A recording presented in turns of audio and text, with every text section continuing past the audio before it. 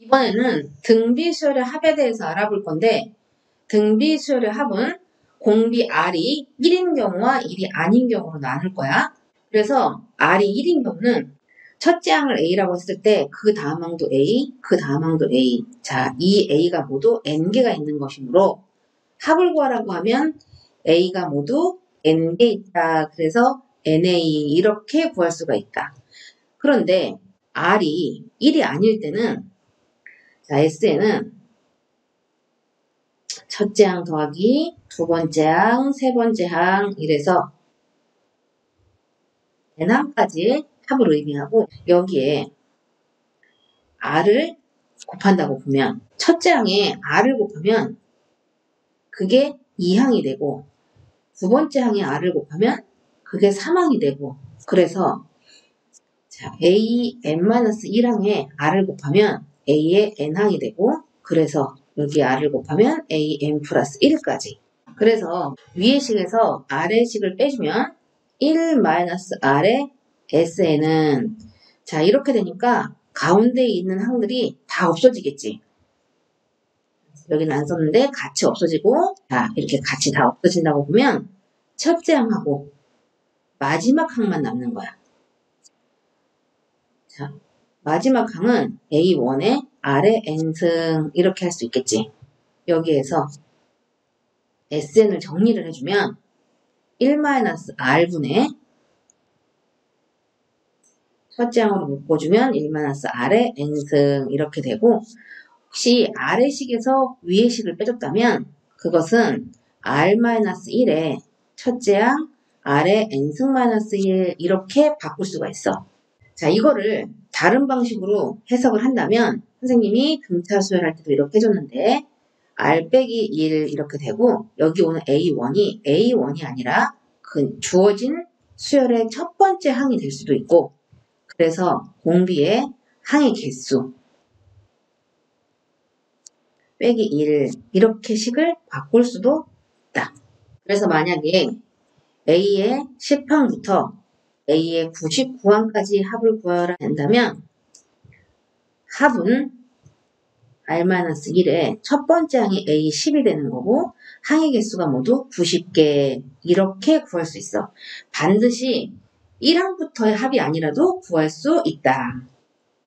자, SN을 R-1분의 자 이렇게 된다고 봤을 때 R-1분의 A1의 R의 N승 마이너스 R-1분의 A1 이렇게 바꾼다면 이걸 크게 라지 A라고 한번 해보자. 그러면 A, R의 N승 마이너스 A 이런 꼴로 바꿀 수 있겠지. 그래서 등비수열의 합이 A 곱하기 R의 N승 마이너스 A 꼴이 된다면 이거는 첫째 항부터 등비수열인 수열의 합을 의미한다. 이 합의 식에서 등비수열의 일반항을 구한다면 물론 Sn-Sn-1은 AN을 이용해서 구할 수도 있지만 자 공비는 같은 거기 때문에 R에 n-1을 바로 오고 여기에 S1이 오면 되는데 자 S1은 A, R-A 이렇게 구할 수 있다. 예를 들어서 문제를 한번 풀어보자.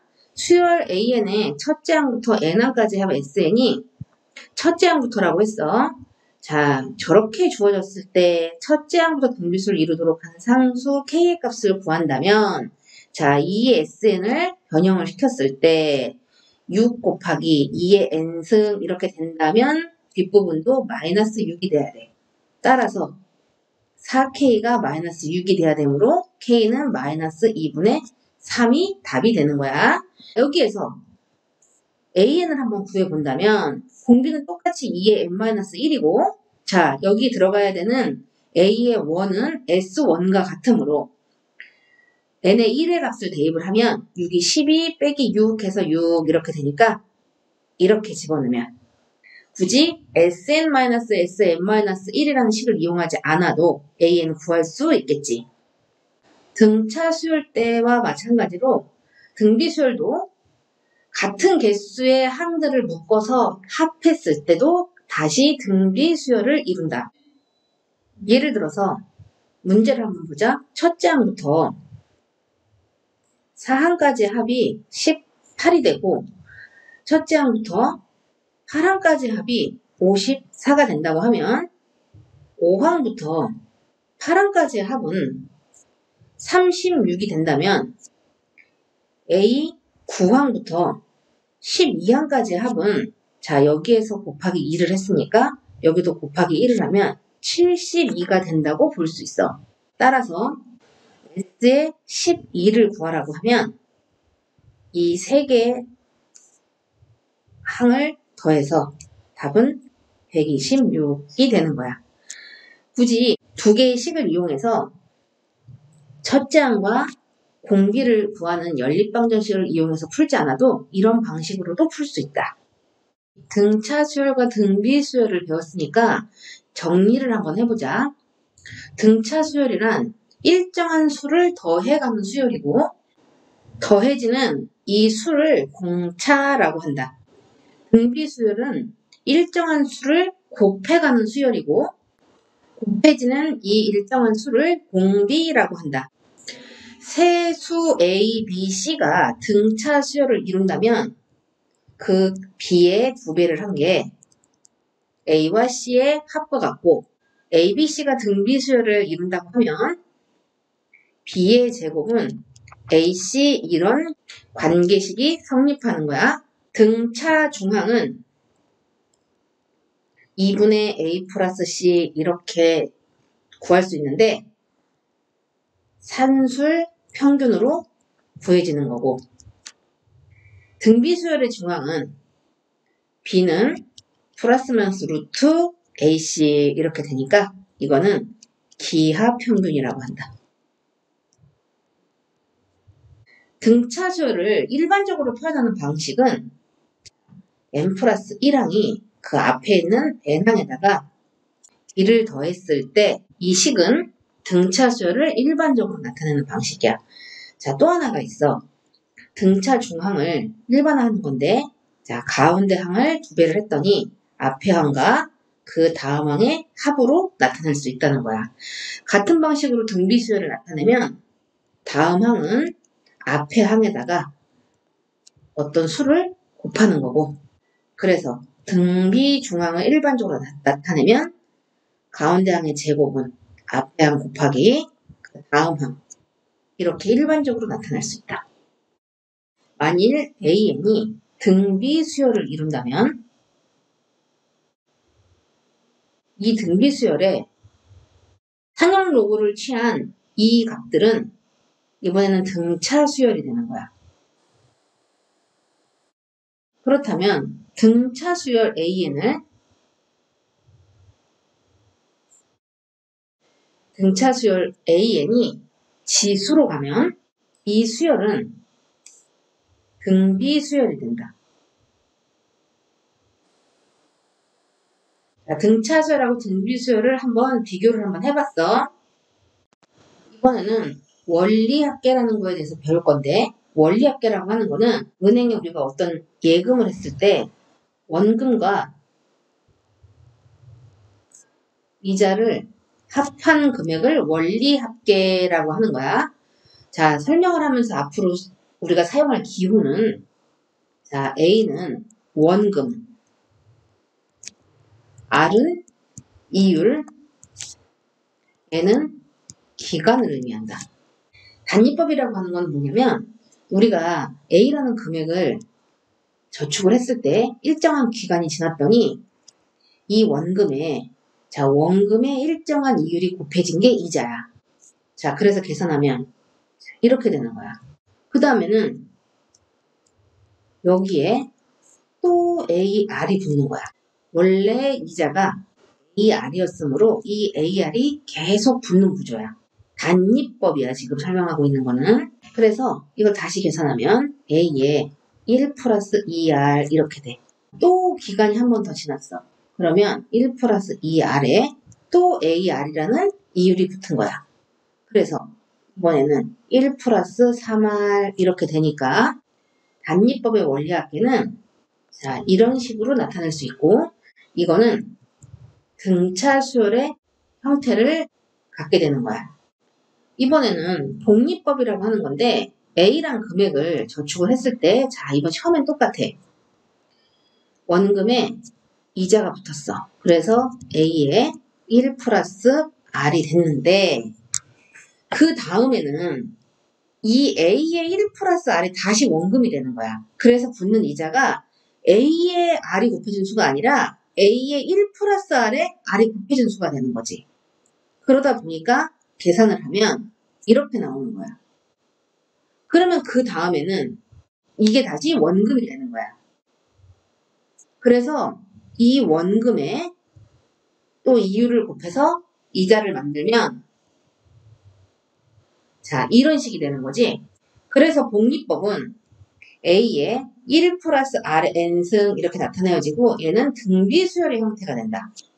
우리가 보통 문제에서 계산을 할 때는 대부분 복리법으로 나오기는 하지만 단위법과 복리법으로 했을 때 이자의 차이가 얼마 이상이 되려면 어떻게 돼야 되는가 뭐 이런 식으로 문제가 나올 수도 있기 때문에 단위법, 복리법도 정확하게 기억을 할 수 있어야 해.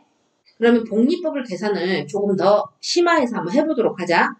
우리가 적금을 든다고 가정을 했을 때 매 기간 초에 어떤 일정한 금액을 적립하고 n번째 초까지 적립할 때 적립 총액을 구하라 라는 문제가 나왔을 때 첫 번째 회차의 초, 두 번째 회차의 초, 세 번째 회차의 초. 자, 이런 식으로 해서 n번째 까지 계속적으로 A라는 금액을 적립한다고 한번 보자. 첫 번째 적립한 A라는 금액이 한 기간이 지나고 나면 자, 이거는 지금 다 우리가 복리법을 하고 있는 거야. 그래서 A에 1 플러스 R이 되고 자, 또 한 기간이 지나면 1 플러스 R의 제곱 이렇게 된다고 치면 n번째 초에 가면 1 플러스 R의 n-1 이런 금액이 되겠지. 그러면 두 번째에 적립한 A라는 금액은 또 어떤 기간이 지났을 때 1 플러스 R이 되고 자, 이렇게 해서 n번째 적립이 될 때까지의 기간을 보면 얘는 n-2승 이렇게 되는 거야. 자, 그러면 이제 좀 보이기 시작하겠지? 그래서 세 번째 적립한 A라는 금액은 마지막으로 가면 n-3 이렇게 되다 보니까 마지막에 n번째 적립한 금액 A까지 했을 때 자, 이렇게 마지막 회차에 모여진 금액의 적립 총액을 구해주면 등비수열의 합으로 구할 수 있으므로 공비가 1 플러스 R이 되고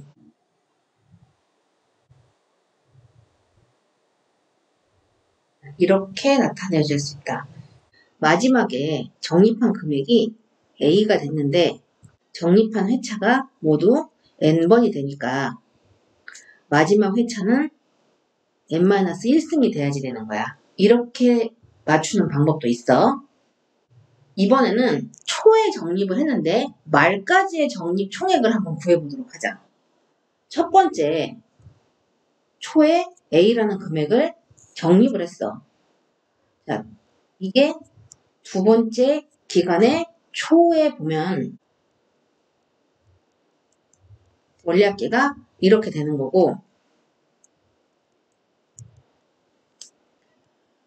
세 번째는 이렇게 되는 거야.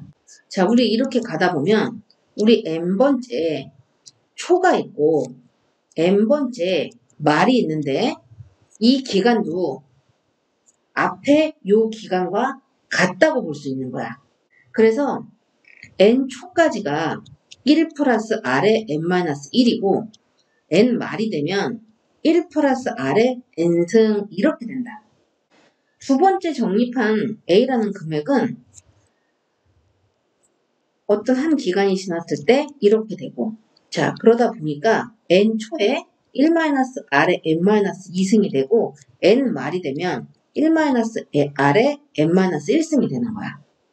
그렇다면 제일 마지막에 적립을 하는 A라는 금액은 요 기간만큼이 한 번 더 들어가기 때문에 자, 이게 원리합계가 되고 우리가 원하는 적립 총액은 이 금액들의 합이 되는 거야.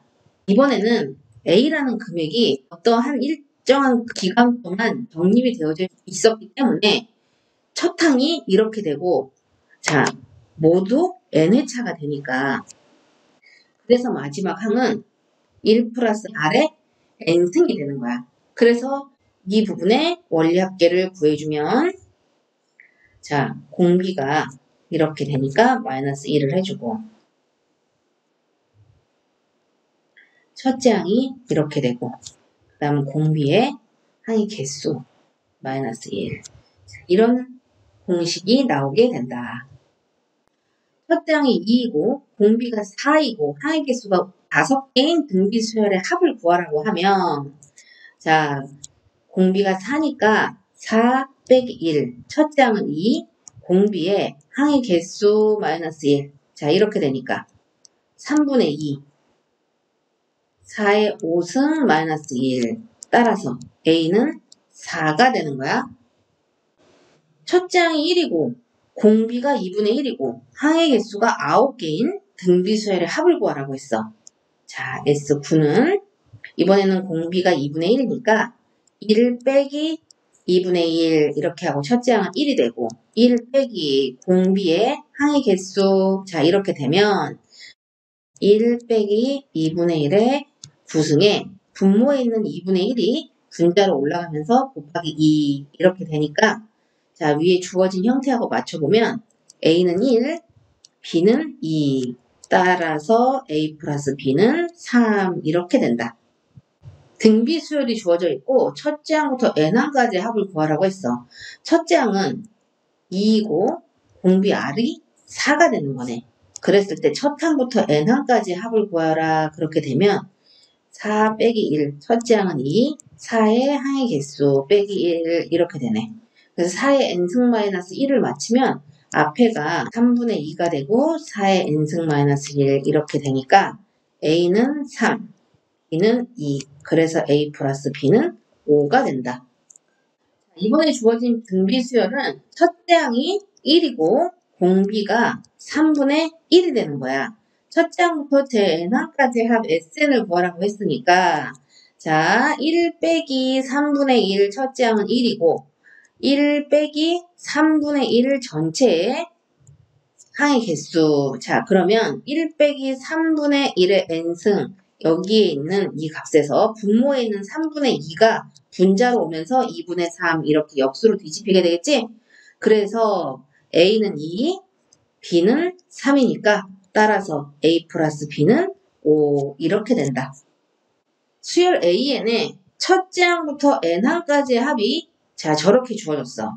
SN은 2의 n승 앞에 1이라는 개수가 생략되어져 있다고 보고 빼기 1 이렇게 하면 우리 등비 수열의 합의 일반적인 경우를 얘기를 했을 때 자 이런 형태가 된다고 볼 수 있지. 그러면 이 수열은 첫 번째 항부터 등비 수열이라고 볼 수 있다. 그래서 AN을 구하면 공비는 똑같으니까 2의 n-1이고 자 요걸 이용해서 S1을 구하면 2 빼기 1이니까 이렇게 되는 거야. 따라서 A의 5항을 구하라고 하면 2의 4승 답은 16이 된다.